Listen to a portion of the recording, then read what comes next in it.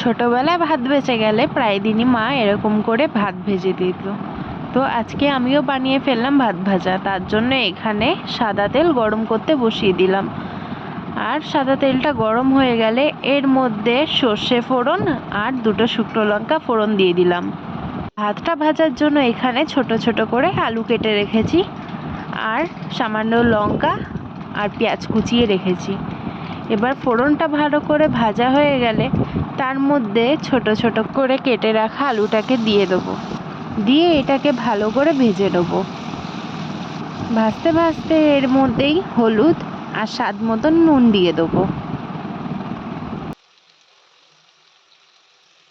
দিয়ে ভালো করে ভেজে নেবো যতক্ষণে এই আলুটা হালকা সেদ্ধ হয়ে যায়। তারই মধ্যে এখানে আমি 3টে ডিম নিয়ে ভালো করে নুন দিয়ে ফাটিয়ে নেবো।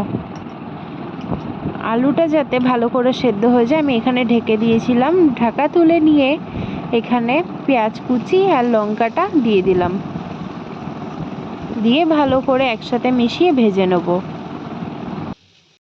যে ডিমটাকে ফাটিয়ে রেখেছিলাম সেই ডিমটাকে একটা তাওয়ার মধ্যে ভালো করে ভেজে নেব।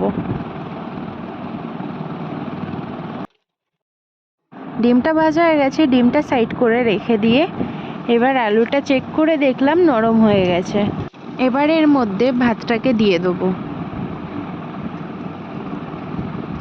ভাতটা সবটা দিয়ে দিয়েছি। এবার সামান্য নুন আর স্বাদ মতন গোলমরিচ দিয়ে ভালো করে ভাতটাকে মিশিয়ে নেব।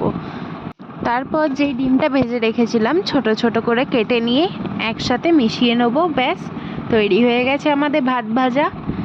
এরকম করে খেয়ে আপনারা আমাকে জানাবেন কেমন লাগলো। লাইক করে সাবস্ক্রাইব করে দেবেন চ্যানেলটা।